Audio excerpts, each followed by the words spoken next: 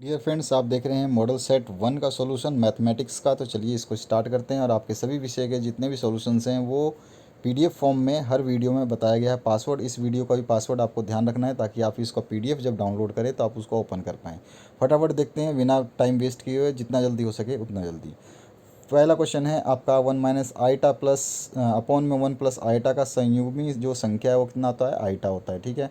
और 965 का मान जो परम्यूटेशन और कॉम्बिनेशन से क्वेश्चन आता है उसका कितना हो जाएगा, 969C5। इसको तो तोड़ने का आपको फॉर्मूला पता होगा, नहीं पता है तो नीचे के क्वेश्चन में आपको देख लेना, उस टाइप से आपको तोड़ना है। तो इसका आएगा आंसर 126। उसके बाद में तीसरा क्वेश्चन है, समांतर श्रेणी दे रखा है, यानी कि आपको अर्थमेटिक प्रोग्रेशन दे रखा है। इसका 10वां पद आपको निकालना है, तो 10वां पद आप निकालोगे, तो इसका सी आंसर आ जाएगा √2 - 8। चौथा क्वेश्चन है, A⁴ B⁴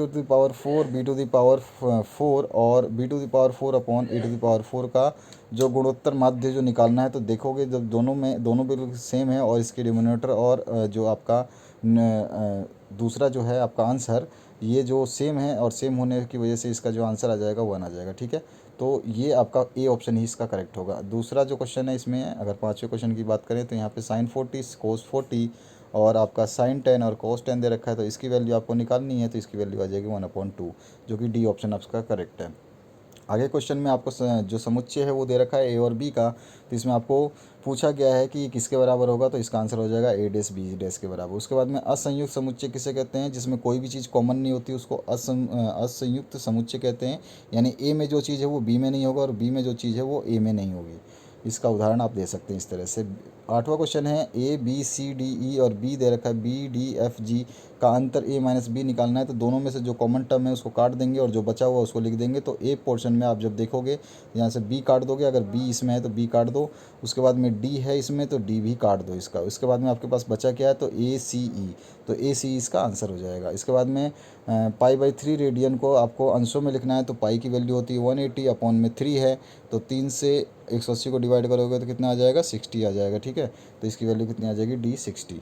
इस तरह से आपको सॉल्व करना है। इसी तरह से π/6 बराबर ए हो तो 10 to कितना होगा, तो π/6 हो जाएगा 30 डिग्री और इसका वैल्यू कितना आ जाएगी, C√3। तो 10 में आ जाएगा। ठीक है। उसके बाद में कोट A + B का योग और गुणज दोनों निकालने हैं। तो दोनों की वैल्यू क्या आती है, कोट A और कोट B -1 अपॉन में quote B plus quote A, ये इसका आंसर होगा। 12वां क्वेश्चन की बात करें, त्रिभुज में ABC में A बराबर 2C और B बराबर 3C है। तो कोस B का आपको वैल्यू निकालनी है। जब सॉल्व करोगे तो इसका आ जाएगा -1। उसके बाद समतली सदिश किसे कहते हैं, जो एक ही तल में सारे के सारे समांतर होते हैं तो उसी को जो है समतली सदिश कहते हैं। जैसे कि आप देख रहे हैं एक ही प्लेन में सारे के सारे समांतर हैं। इसके बाद में 14वां जो क्वेश्चन है, इसमें है गोला दे रखा है, उसकी इक्वेशन दे रखी है लंबी सी। इसका केंद्र आपको बताना है। तो केंद्र जो निकलेगा 1 2, -1 निकलेगा। इसी तरह का आपको क्वेश्चन जो नीचे भी दिया जाएगा उसको आपको सॉल्व करके उसके कोऑर्डिनेट्स निकालने हैं। 15वां क्वेश्चन जो है, लिमिट दे रखा है x टेंस टू 2 और यहाँ पे एक इक्वेशन दे रखी है, इसकी वैल्यू निकालनी है। जब आप इसकी वैल्यू को पुट करोगे तो आपके पास आ जाएगा आंसर 3। इसके बाद में 16वां क्वेश्चन है, sin 3x का अवकलन गुणांक जो कितना होगा, तो -3 cos x 3 हो जाएगा इसका आंसर। इसके बाद में अगर हम बात करें 17वें क्वेश्चन की, तो इंटीग्रेशन है x⁻7 dx का इंटीग्रेशन करना है। तो हमेशा पावर जितनी होती है उससे एक ज़्यादा हो जाता है, अपॉन में उस वही संख्या आ जाती है। तो एक ज़्यादा कितना हो जाएगा, 7 से एक ज़्यादा 8, और यानी कि x की पावर 8/8 आ जाएगा। तो सी ऑप्शन इसका करेक्ट हो जाएगा। इसी के साथ में 18वां जो क्वेश्चन है, प्रथम 7 विषम प्राकृतिक संख्याओं की माध्यिका आपको निकालनी है। तो सबसे पहले विषम संख्याएं लिखनी है। उसके बाद में आप इसका जो आंसर निकालोगे तो देखोगे तो आपको 7 मिल जाएगा। उसके बाद में राम की दौड़ में जीतने की प्रायिकता 0.3 है। तो दौड़ में हारने की प्रायिकता बतानी है, यानी कि टोटल प्रायिकता कितनी होती है 1 में से आपको जीतने की प्रायिकता कितनी दे रखी है, 0.3 को माइनस कर देना है। तो बची हुई हारने की प्रायिकता होगी तो वो कितनी आ जाएगी, 0.7। आप करके देख लेना, माइनस करके देख लेना, 1 में से आ जाएगा। और वक्र जो है x² के बिंदु 1 1 हैं, इस पर इसकी प्रवणता कितनी होगी, तो इसकी 2 हो जाएगी। इसके बाद में 21वां क्वेश्चन है, 0 से π/2 इंटीग्रेशन की लिमिट दे रखी है, sin dx की वैल्यू निकालनी है, जो कि वैल्यू हमेशा 1 आती है। ये कॉमन क्वेश्चन है। उसके बाद में आ जाते हैं 22वें क्वेश्चन पे। इसमें आपको एक अवकलन समीकरण है, dy/dx = sin x की कोटि आपको बतानी है, यानी कि इसका जो ऑर्डर बताना है, तो वो कितना आ जाएगा, 1। तो ऑप्शन ए इसका करेक्ट हो जाएगा। 23वां क्वेश्चन है, अगर 1 + ओमेगा प्लस ओमेगा स्क्वायर हो तो ओमेगा स्क्वायर हमें पता होता है कि माइनस ओमेगा होता है, तो इक्वेशन हम पुट करेंगे, इक्वेशन में पुट करने के बाद में जब वैल्यू निकालेंगे तो -8 आ जाएगी। इस तरह से इसको सॉल्व कर देना। इसी का अथवा पार्ट जो है 14 क्रिकेट खिलाड़ियों में से 11 खिलाड़ियों का चुनाव कितने प्रकार से किया जा सकता है, परमुटेशन कॉम्बिनेशन का क्वेश्चन है, जो मैंने ऊपर बताया था कि कैसे सॉल्व किया जाता है। तो यहाँ पे देख सकते हैं 12 9 है, तो 12 को आप तोड़ेंगे तो 12 फिर 11 और फिर 10 आ जाएगा, और अपन में कितना आ जाएगा, यहाँ पे 3 आ जाएगा, 1 इंटू 2 इंटू 3, और इसका जो आंसर आ जाएगा वो 22 आ जाएगा। 24वें क्वेश्चन की बात करें, दो समांतर संख्याओं का माध्य 6 है और वर्गों का जो योग है 90 दे रखा है, तो आपको जो है संख्याएं निकालनी है। तो सबसे पहले आप संख्याएं निकालने के लिए आपको फॉर्मूला जो है आपको समांतर माध्य का डालना पड़ेगा। a+b दे रखा है आपको 12, और उसके बाद में जो इनके दोनों का माध्य दे रखा है वो 6 दे रखा है। तो इस तरह से इसका वर्गों का योगफल कितना दे रखा है, 90। तो a² + b² कितना है, 90। तो इस तरह से आपके दो समीकरण बन जाएंगे। इन समीकरणों में a का मान रख देंगे, और मान रखने के बाद इसको कंप्लीट जब सॉल्व करोगे तो आपके पास जो दो वैल्यूज़ आएंगी, आप यहाँ पे इक्वेशन को देख सकते हैं, कॉपी में ज़रूर इसको सॉल्व करना। तो लास्ट में जो वैल्यू आएगी, एक संख्या आ जाएगी 3, एक आ जाएगी 9, तो ये संख्याएँ 2 आ जाएंगी आंसर। इसके बाद में अगर हम बात करें अथवा में, तो ये आपके पास एक लंबी चौड़ी इक्वेशन है, इसके n पदों की संख्या निकालनी है, मतलब योग निकालना है, और n की बात जब भी आती है तो आपका आंसर भी n में ही आना चाहिए, तो आपको ध्यान रखना है। तो जब आप इसका समेशन फार्मूला यूज़ करोगे, इस तरह से आप इसको सॉल्व करोगे, ठीक है। आराम से देख लो इस वीडियो को पॉज करके, और इसको जब सॉल्व कर लोगे तो आपके पास में n के फॉर्म में ये उत्तर आ जाएगा, ठीक है। अब आगे बढ़ते हैं नेक्स्ट क्वेश्चन में। तो यहाँ पर कोस की वैल्यू दे रखी है और साइन की वैल्यू दे रखी है, सेम मान दे रखे हैं। इसमें भी कोस π/3 है, इसमें कोस π/4 है, और यहाँ पे साइन π/3 है, और यहाँ साइन π/4 है। इसको हल करना है, तो इसको जब हम हल करेंगे तो इसके बाद सभी की वैल्यू डाल देंगे, वैल्यू निकालने के बाद आ जाएगा ये वाला आंसर। आगे बढ़ते हैं अथवा क्वेश्चन में। तो अथवा क्वेश्चन जो है, इसमें फलन y बराबर दे रखा है आपको 3x² + 2 के प्रांत आपको निकालने हैं। तो जब आपका x की वैल्यू 1 हो, 2 हो, 3 हो, 0 हो, -1 और -2 पे आप जब निकालेंगे, सभी जगह पे x की वैल्यू रखते जाएंगे, तो हमारे पास जो आंसर आएंगे उन्हीं को हम क्रमित कर देंगे और उसको हम लिख देंगे आंसर में, ठीक है। इस तरह से इसका सोल्यूशन हो जाएगा। इसके बाद में अगर हम बात करें साइन 8 थीटा + साइन 3 थीटा के गुणन के रूप में व्यक्त करना है। तो ये थीटा है, जब इस तरह की वैल्यू आती है तो हमें पता ही है कि इसको क्या करते हैं, हम एक तरफ प्लस कर देंगे, एक तरफ माइनस कर देंगे, अपॉन में 2 से डिवाइड कर देंगे, ठीक है। जो वैल्यू आ जाएगी वो आ जाएगी ये वाली। तो इसकी वैल्यू क्या आ जाएगी, 2 साइन 110/2, और दूसरा आ जाएगा कोस 50/2। तो ये पूरा का पूरा आंसर हो जाएगा, एक गुणन रूप है। अथवा में यदि ABC में A और B और C तीनों की वैल्यू दे रखी है, तो B की वैल्यू निकालनी है। तो B की वैल्यू निकालने के लिए सबसे पहले ABC की वैल्यू लिख लेनी है आपको, जो दे रखा है। कोण B निकालना है, फॉर्मूला हमें पता होता है कोसाइन का, और कोसाइनिक फार्मूला जो होता है इसको हम प्रूफ भी करेंगे आगे के क्वेश्चंस में, तो उसको प्रूफ भी आपका कभी कभी पूछ लेता है, उसको ध्यान रखना है। तो कोस बी की वैल्यू निकालनी है, सभी की वैल्यूज पुट कर देंगे, और कोस वैल्यू की बी की जो वैल्यू है वो फाइनली आ जाएगी 180 डिग्री, ठीक है।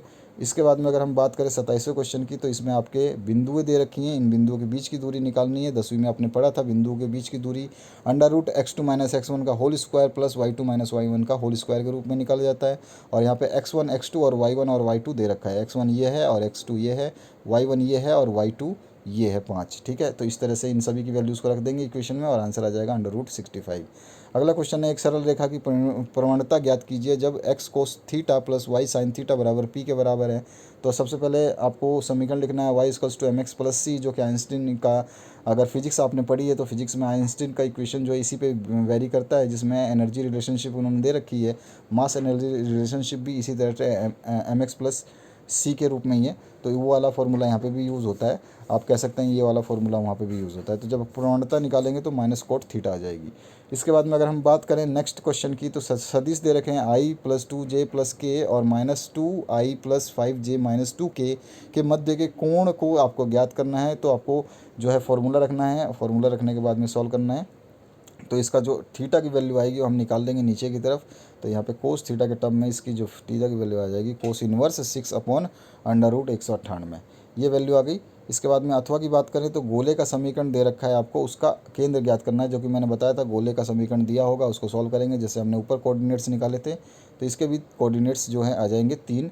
तो कौन कौन से कोऑर्डिनेट आ जाएगा, 1 -2 और 3/2, ये हो गया। नेक्स्ट क्वेश्चन की बात करें तो लिमिट दे रखी है आपको x टेंड्स टू 2, और फिर इसके बाद में समीकरण दे रखी है, इसको सॉल्व करना है। इंटीग्रेशन आपको आना चाहिए, सॉरी जो इसका डिफरेंशिएशन आना चाहिए, नहीं तो आपको दिक्कत हो जाएगी। लिमिट दे रखी है, इसको पावर की फॉर्म में कन्वर्ट कर देंगे, 8 की पावर और 4 की पावर को, और उसके बाद में इसको सॉल्व कर देंगे। बहुत ही ईजी है, आप सॉल्व करके देखोगे तो आपको अच्छा लगेगा।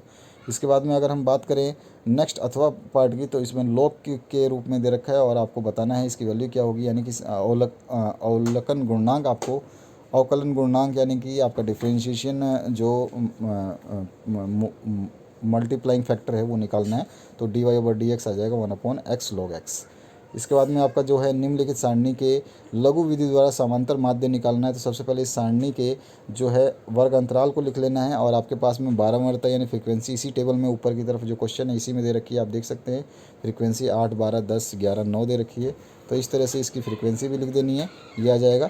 एक्स आप निकाल सकते हैं, एक्स इन दोनों के बीच की वैल्यू होती है, इसके बीच की वैल्यू, फिर इसके बीच की वैल्यू, इसके बीच की, इसके बीच की। बीच मतलब होता है कि इन दोनों को जोड़ो, 0 + 10 कितना हो गया, 10 ही रहेगा, 10 के बटे 2 तो 5 आ गया। फिर 10 + 20 कितना हो गया, 30, 30 बटे 2 15 आ जाएगा। फिर 30 और 20 कितना हो गया, 50, 50 बटे 2 तो कितना आ जाएगा, 25। इसी तरह ये 70 आ जाएगा, 70 बटे 2 कितना, 35, और ये 90 आ जाएगा, 90 का आधा 45। तो इस तरह से लिखना है। उसके बाद में x - a निकाल देंगे, और इस तरह से आपका f × d भी निकल जाएगा। ठीक है, ये d निकाल देंगे, x - a क्या होता है, d होता है, और इन सभी का जो f और d को गुणा कर देंगे तो ये आ जाएगा आपका। और इसके बाद में आपको डायरेक्ट फार्मूला लगाना है, फार्मूला में पुट करना है, और आंसर आपके सामने हाजिर हो जाएगा। तो x बार की वैल्यू जो निकालनी थी वो आ जाएगा 25.2।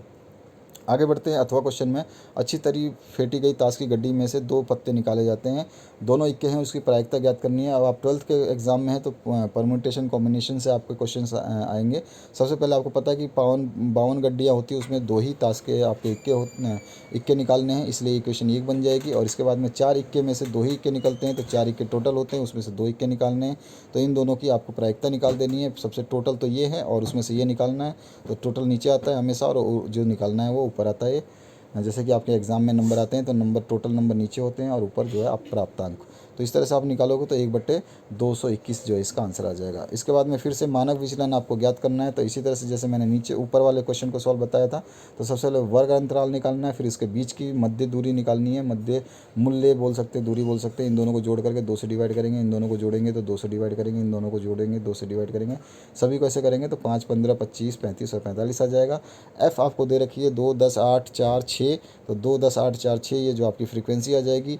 फिर उसके बाद में f × x निकाल लेंगे, x आपको दे ही रखा है, f आपके पास है ही, तो f × x आप देख सकते हैं, 5 दूनी 10, 15 और गुणा 10 150 होता है, और 25 × 8 200 होता है, फिर 35 × 4 140 होता है, 45 × 6 270 होता है। उसके बाद में d निकाल देंगे तो d होता है आपका x - m। तो x - m जब निकालोगे तो आपके पास ये वैल्यूज़ आ जाएंगी, और d² आप कर लोगे, d की वैल्यू आपने ये निकाली है तो इसका d² करोगे तो सारे माइनस हट जाएंगे, इसका स्क्वायर आ जाएगा। और फिर उसके बाद में f × d² आपने निकाल लिया, f आपके पास ये रहा, तो f × d², f × d², f × d², f × d² करोगे तो ये वाली वैल्यू आ जाएगी।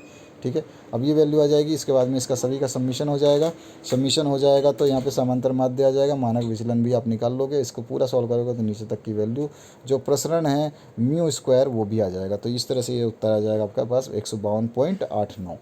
अथवा की पार्ट की बात करें तो यहाँ पर निम्न सारणी के माध्य विचलन आपको निकालना है। माध्य विचलन जो है निकालने का वही तरीका है, इसमें ज़्यादा वो नहीं है, इसमें मोड आ जाता है बस। तो यहाँ पे सबसे पहले आपको वर्ग अंतराल लिख देना है, मध्यमान यानी x निकाल लोगे, फिर x निकाल लोगे, x - m निकाल लोगे, x - m का मोड कर दोगे ताकि ये माइनस वाले जो चिन्ह है ये हट जाएँ, तो उसी को वापस लिखा गया है, बस माइनस हटा दिया गया है। और f को गुणा कर दोगे x - m से, जो ये वैल्यू आई है इसको x, जो ये x की वैल्यू है ना, तो x 24 × 4, फिर 16 × 12, फिर 8 × 20, इस तरह से आप लिख दोगे तो यहाँ पे ये वैल्यू आ जाएगी। ठीक है, इसके बाद में आप जब इसको सॉल्व कर दोगे तो यहाँ पर नीचे की तरफ इसका एडिशन आ जाएगा, टोटल ये एडिशन आ जाएगा, और ये आपका टोटल इसमें डिवाइड कर दोगे तो आपके पास में माध्य विचलन आ जाएगा, जो कि नीचे की तरफ आप देख सकते हैं 8.88। ये आंसर हो गया आपका। इसके बाद में 32वां जो क्वेश्चन है, इसमें आपको समीकरण दे रखी है और इसमें m/n में अनुपात में है, तो सिद्ध करना है कि ये चीज़ होती है। तो सिद्ध वाले फॉर्मूले का कोई तोड़ नहीं है, सिद्ध तो सिद्ध ही करना होता है। तो सिद्ध करने के लिए आपको पूरा का पूरा याद करना होगा कि कैसे सिद्ध किया जाता है। तो इस तरह से आपको इसको सिद्ध करना है। आप देख सकते हैं सारी वैल्यूज़, कुछ कुछ चीज़ें जो होती हैं हमेशा हमको याद रखनी पड़ती है। ठीक है, तो ये आप देख सकते हैं पूरा का पूरा सोल्यूशन यहाँ पर। वीडियो को कम्प्लीटली पॉज करके आराम से समझ लें एक बार। उसके बाद में आपको PDF तो मैंने बता दिया है, उसको डाउनलोड कर लेना, और इसका पासवर्ड मैं अभी वीडियो में बता दूंगा, उसको ध्यान रखना है। तो यहाँ पर अथवा की बात करें, गणितीय मान में आगमन में सिद्धांत से सिद्ध करो कि ये जो वैल्यू है वो n एक प्राकृतिक संख्या। तो यहाँ पे दायां पक्ष ले लेंगे, यहाँ पे n की एक वैल्यू दिया हुआ कथन सत्य मानेंगे, फिर n की दूसरी वैल्यू के लिए अगर m मानते हैं तो उसके लिए भी सत्य मानेंगे, और उनको जोड़ने पर और वो सब जो फालतू की थोड़ी सी स्टेप्स हैं उनको तो लिखना ही पड़ेगा, तो लास्ट में जो वैल्यू आ जाएगी वो इस तरह से आ जाएगी। तो दिया हुआ कथन n=m+1 के लिए सत्य है, यही हमें बताना था। ठीक है, तो ये इसका आंसर हो गया। आगे बढ़ते हैं 33वें क्वेश्चन के लिए। सिद्ध करना है आपको ये वाला जो वेक्टर फॉर्म दे रखा है आई जे और के की जगह, इसको आपको सिद्ध करना है कि ये बराबर होता है a+b+c का होल क्यूब के बराबर, ये वाली चीज़। तो इसका हम ले लेंगे इसको LHS को, और LHS को लेने के बाद में इसको सॉल्व करेंगे। सॉल्व बहुत ही आसान तरीके से होता है, ये आपको पता है। अगर आपने प्रैक्टिस नहीं की है तो आपसे सॉल्व नहीं होगा, तो ध्यान रखना आपको प्रैक्टिस ज़रूर करना है। तो इस तरह से ये सॉल्व हो जाएगा, और यहाँ पर फाइनली हम सिद्ध कर देंगे कि ये इसके बराबर होता है। ठीक है, इसी के अथवा में जो पार्ट आया है यहाँ पर भी आपको दे रखा है ए बी की वैल्यू दे रखी, तो ए बी और बी आपको निकालना है। तो सबसे पहले ए और बी हमको दे रखा है, उनको लिख लेंगे और ए बी निकाल देंगे। ए बी आपको निकालना आता है, ये सिंपल है, और उसके बाद में बी ए भी आपको निकालना आता है, वो भी सिंपल है। तो इस तरह से हम इनको निकाल देंगे। ये वैल्यू आ गई आपके बी ए की। तो इसके बाद में आ जाते हैं कोसाइन सूत्र की उत्पत्ति लिखनी है। जैसे मैंने बताया था ऊपर के फॉर्मूले, जो हमने कोसाइन फार्मूला यूज़ किया था, तो इसमें कोस ए और कोस बी और कोस सी के ऊपर जो है हम निकाल देंगे। इसके उत्पत्ति वगैरह के लिए हमें डायग्राम वगैरह सब बनाना पड़ेगा, सारे स्टेप्स को फॉलो करने पड़ेंगे। ठीक है, तो ये सारे स्टेप्स लिखने हैं यहाँ पे डायग्राम के हिसाब से सब कुछ। ए और बी और सी को, छोटा ए बी सी को हम ले लेते हैं, ताकि जब हम इसको प्रूव करें तो हमारे कोई दिक्कत ना हो। तो इस तरह से पूरा का पूरा ये डायग्राम बनाना है, और उसके बाद में इसको स्टेप बाय स्टेप सॉल्व करना है। इसी के अथवा में आया है सिद्ध करना है आपको कोस इनवर्स की वैल्यू, टेन इनवर्स की वैल्यू किसके बराबर होती है, टेन इनवर्स 27/11 के, ये वाली बतानी है। और आपको PDF का पासवर्ड हमेशा नोट करके रख लेना है, अपने कॉपी किताब में जहाँ पे भी है आप उसको ज़रूर लिख लें। तो 1 2 3 4 5 6 7, ठीक है, ये इसका पासवर्ड है। 1 2 3 4 5 6 7, ये हमेशा आपको ध्यान रखना है, और इस पासवर्ड को नोट करके लिख लेना अपने किसी भी कॉपी के कहीं भी पन्ने पे। इसको फिर आप सॉल्व करेंगे तो आप इसका LHS ले लेंगे। LHS ही ले सकते हैं क्योंकि RHS के बराबर प्रूव करना है, तो LHS ले लिया, LHS को प्रूव कर देंगे उसके बराबर में। और यहाँ पर जो है टेन इनवर्स की जो वैल्यू है उसको लिख लेंगे, टेन इनवर्स की वैल्यू को इसके बराबर प्रूव कर देंगे। आप देख सकते हैं पूरा का पूरा कंप्लीट है ये सॉल्यूशन। थोड़ा सा लंबा है क्योंकि इस टाइप के सॉल्यूशंस को इसी तरह से किया जाता है, तो इसका कोई शॉर्टकट मेथड नहीं है। तो ये RHS के बराबर प्रूव कर दिया हमने। आगे बढ़ते हैं। यदि रेखाएं 7x-5y बराबर 12 है और 5x+py बराबर 4 है, तो इसमें p की वैल्यू हम जब निकालेंगे, दोनों इक्वेशन को लेंगे, इक्वेशन समीकरण को रखेंगे, और उसके बाद में जब इसको सॉल्व करेंगे प्रवणता से, तो जब सॉल्व करेंगे तो p की वैल्यू आ जाएगी, और p की वैल्यू जब हम निकालेंगे लास्ट में, तो p की वैल्यू जो फाइनल आएगी 7 आ जाएगी, ये रहेगी 7। ठीक है, इसका अथवा में जो पार्ट है, दीर्घ वृत्त जो है 4x² + 9y² = 1 है, तो इसके नाभि और उप केंद्रता के निर्देशांक यानी कोऑर्डिनेट्स बताने हैं।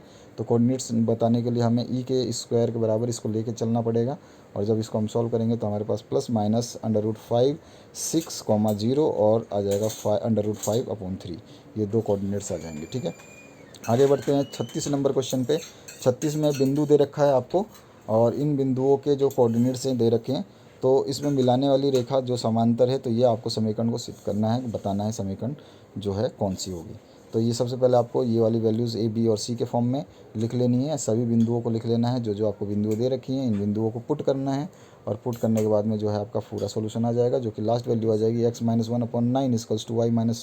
y-2/-10 = z-3/-4। ये इसका आंसर हो जाएगा कंप्लीट। इसके बाद में अथवा की बात करें तो उन बिंदुओं के निर्देशांक ज्ञात करना है जहाँ पर ये बिंदु दे रखी हैं, और इनको अनुपात में काटा जाता है 1:3 में। तो आपको x y और z के जो अनुपात है लिखने पड़ेंगे हमेशा, और x y और z का अनुपात लिखते समय हमें ध्यान रखना है, शॉर्टकट इसका ये है कि m1 जहाँ आएगा वहाँ पे x2 आएगा, और m2 जहाँ पे आएगा वहाँ पे x1 आएगा। इसी तरह से यहाँ पर आपके नीचे सभी में m1 + m2 आएगा, m1 + m2 आएगा, नीचे m1 + m2 आएगा x y z में सभी में, और सभी जगह पे m1 के साथ y2 आएगा, फिर m1 के साथ z2 आएगा z वाले में, और m2 के साथ y1 आएगा, और z वाले में m2 के साथ z1 आएगा। तो ध्यान रखना, जहाँ 2 है वहाँ 1 आएगा, वहाँ जहाँ 1 है वहाँ 2 आएगा। उसके बाद में सारी वैल्यूज़ आपको दे रखी है, जितने भी कोऑर्डिनेट्स हैं x y z के, वो सारे को पुट कर देंगे, और सारी की सारी इक्वेशंस हमारे पास निकल जाएगी, जो कि निर्देशांक के रूप में हम लिख सकते हैं इसको 3/2 -13/2 और -1, ये हो जाएगा। 37 जो है आपका, यदि आपको e⁻x अंडर रूट में दे रखा है, ये वाला कॉमन क्वेश्चन है, बहुत बार पूछा जाता है, तो थोड़ा सा ध्यान रखना है आपको। इसके हम जो है x के सापेक्ष अवकलन करने के बाद में निकाल सकते हैं इसको। तो इस तरह से हमें उस पक्ष को निकाल करके सिद्ध कर देना है। तो इस तरह से ये इसका आंसर हो जाएगा। ठीक है, अब आगे बढ़ते हैं नेक्स्ट क्वेश्चन की तरफ। 38 नंबर जो क्वेश्चन है, इसमें इंटीग्रेशन 0 टू पाई दे रखा है और x/1 प्लस साइन एक्स का dx का मान आपको निकालना है। इंटीग्रेशन के रूप में आप इसको पहले इंटीग्रेशन करेंगे और फॉर्मूला आपको ये हमेशा याद रखना है। हमें अगर ये फॉर्मूला याद नहीं रहेगा, इस टाइप के क्वेश्चन सॉल्व नहीं होंगे। तो आपको इस तरह का क्वेश्चन जब भी सॉल्व करना है तो फॉर्मूला ये ज़रूर पुट करेंगे। इस तरह से आपको सॉल्यूशन पूरा का पूरा कंप्लीट करना है। आप वीडियो को पॉज करके इस सॉल्यूशन को कंप्लीट देख लीजिए। इसके अथवा क्वेश्चन का जो पार्ट है उसको देख लेते हैं। तो अवकलन समीकरण d2y/dx² कोस x माइनस साइन एक्स को हल करना है। तो ये भी आपका जो है अवकलन समीकरण है। तो इसको डिफ्रेंशिएट करना है d2y/dx को। तो डिफ्रेंशिएशन हम जानते हैं, उसके बाद में हम इसको इंटीग्रेशन कर देंगे। इंटीग्रेशन करने पर हमारा dy/dx जो है sine x plus cos x और c जो कांस्टेंट है उसको ले लेंगे। इसके बाद में समीकरण को एक को पुनः x के सापेक्ष समाकलन कर देंगे, ताकि समाकलन करने के बाद में जो फाइनल वैल्यू हमें निकालनी थी अभिष्ट हल वो निकालना था। तो minus cos x plus sine x plus c1x, क्योंकि जब ऊपर वाला कांस्टेंट निकाला था इसके साथ भी x आ जाएगा और c2 जो टर्म वो जुड़ जाएगी, क्योंकि हम दोबारा कर रहे हैं इसका समाकलन, तो इसलिए ऐड हो जाता है। तो ये है पूरा का पूरा सॉल्यूशन। वीडियो में पासवर्ड मैंने बता दिया है आपको। इस पूरे पीडीएफ को आप डाउनलोड कर सकते हैं और आपके जितने भी सॉल्यूशन हैं वो इसी वीडियो के डिस्क्रिप्शन बॉक्स में जो 12th क्लास की प्लेलिस्ट है उसमें डाल दी गई है। और कोई सॉल्यूशन अगर आपको नहीं मिलता तो आने वाले 1 से 2 दिनों में वो कंप्लीट डाल दिया जाएगा। बने रहिए इस चैनल पे। मोर अपडेट्स के लिए ध्यान रखना आपको चैनल का।